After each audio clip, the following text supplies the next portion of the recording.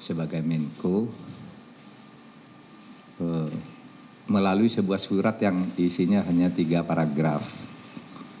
Paragraf pertama, saya mengucapkan terima kasih Bapak Presiden telah mempercayai saya. Sejak 23 Oktober 2019 saya diangkat dengan penuh penghormatan beliau kepada saya dan penghormatan saya kepada beliau saat itu. Saya dilantik, lalu beliau menyerahkan kepres sendiri. Sebelumnya memberi arahan secara pribadi dan selama 4 tahun lebih kami bekerja sama dengan baik. Itu ucapan terima kasih saya. Lalu yang kedua, oleh karena saya sekarang ikut kontestasi politik untuk melanjutkan estafeta kepemimpinan nasional yang harus terus berjalan, maka saya mohon berhenti.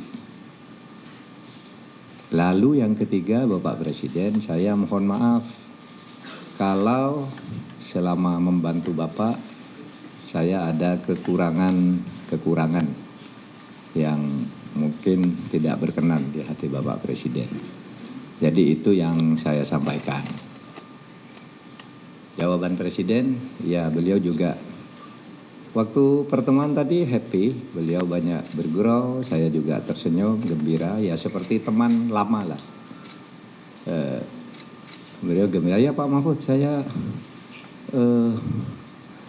ini terima surat ini dulu, katanya. Terus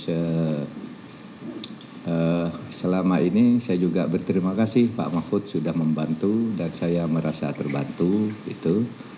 Kemudian saya juga minta maaf kalau ada saya keliru-keliru, jadi saling minta maaf itu budaya adiluhung Indonesia kan begitu, saling minta maaf, saling berterima kasih gitu. Nah, di luar itu saya menyampaikan substansi urusan Kemenko Polhukam yang sekarang sedang berjalan. Yang rutin-rutin berjalan dikendalikan oleh 7 kedeputian yang sekarang masih aktif terus bekerja semuanya di bawah koordinasi teknis Bapak Letjen Teguh Pujo Rumekso. Sesmenko sudah mengendalikan jika saya sedang cuti. Nah, semuanya berjalan baik, tapi ada 3 hal saya beri catatan yang perlu dilanjutkan karena ada impres dari Presiden sendiri, yaitu 1 tentang hutang BLBI. Saya katakan Bapak pernah memberi impres kepada kami untuk mulai menagih hutang tunggaan BLBI. Waktu itu jumlahnya 111 triliun, 110 triliun lebih, 111 triliun lah. Dalam 1,5 tahun kami bekerja, sekarang ini sudah terkumpul tagihan yang sudah ada di tangan kami sebesar 35,7 triliun. Yang kalau dihitung dengan persentase itu 31,8%.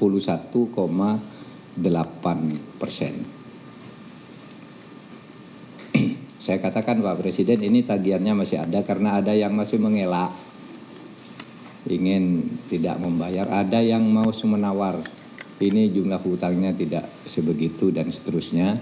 Saya katakan ini sudah kami tutup, yang sudah membayar ini sudah selesai, yang sisanya tetap harus ditagih Bapak Presiden karena itu berdasar impres. Itu 1 yang disampaikan tentang dana BLBI. Jadi dana BLBI itu harus kita tagih karena itu orang ngeplang itu terhadap uang negara. Kemudian berikutnya yang saya sampaikan tentang penyelesaian HAM berat di masa lalu yang memfokuskan pada sudut korban. Saya katakan penyelesaian HAM, pelanggaran HAM berat masa lalu ada 12, itu secara hukum sangat sulit, itu biar hukumnya berjalan, nanti dibicarakan oleh pemerintah atau Kemenko Polhukam berikutnya. Tapi yang sudah diselesaikan oleh Kemenko Polhukam atas Inpres juga, yaitu penyelesaian di luar penyelesaian non yudisial, yaitu yang khusus untuk korbannya bukan pelakunya. Saya katakan, Presiden, Perserikatan Bangsa-Bangsa kali ini, saya sudah belasan tahun tidak pernah memuji Indonesia, kali ini berpidato resmi menghargai pemerintah Indonesia yang telah melakukan langkah penyelesaian HAM dari sudut korban. Pelaku masih terus dicari, tapi korbannya disantuni lebih dulu. Itu resmi Dewan HAM PBB menyampaikan pidatonya, memberi penghargaan kepada Presiden Jokowi dari Republik Indonesia yang telah melangkah maju dalam penyelesaian HAM. Bahkan dalam 3 kali sidang HAM berturut-turut selama 3 tahun, waktu saya jadi Menko Polhukam, itu Indonesia tidak pernah disebut lagi oleh Dewan HAM PBB sebagai negara yang bermasalah. Sebelumnya selalu disebut. Nah, waktu saya mulai tahun 2020, 2021, 2002, tidak disebut Indonesia punya catatan ini, tidak ada. Jadi yang banyak hoax di Indonesia itu rusak. HAM, saya datang ke sini ke markas PBB, tidak ada catatan. 3 tahun terakhir. Dulu selalu disebut yang mengalami kemajuan negara ini, yang melamai kemunduran negara ini, Indonesia selalu disebut di kemunduran. Sekarang sudah tidak disebut. Saya sampaikan itu sebagai laporan dari sudut internasional. Kalau kita sendiri kan masih banyak diskusi lah, ini kurangnya biasa, tapi dunia internasional tidak ada. Saya sudah datang ke PBB.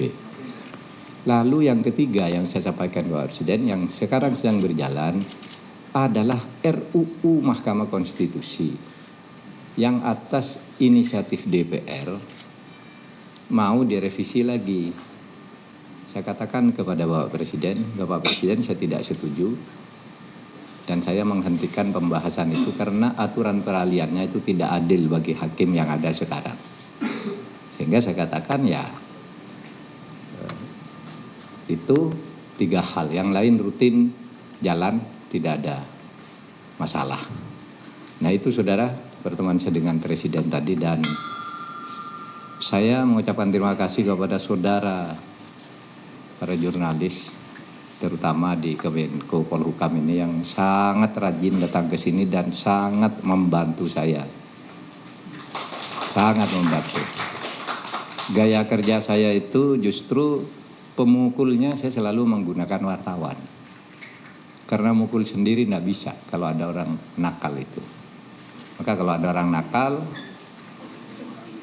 pejabat nakal, sulit saya hadapi sendiri, berkoordinasi ke tanah macet, saya lempar ke wartawan, dilempar ke publik, semuanya lancar. Karena kalau macet tidak bisa saya atasi, saya lempar ke atas biar rakyat yang mengeroyok, lalu kembali ke saya, bisa saya selesaikan. Itu yang saya lakukan dalam banyak kasus, menyelesaikan masalah-masalah di tugas Kemenko Polhukam ini. Saudara tetap harus rajin-rajin datang ke sini. Saya belum tahu siapa nanti yang akan menjadi pengganti, tetapi penting bagi Kemenko Polhukam itu dekat dengan wartawan. Seperti yang selama ini selalu saya lakukan. Sudah ya, cukup? Nggak ada lagi. Apa? Selamat sore Pak Menko. Masih boleh ya manggil Pak Menko ya? Boleh, belum dipecat.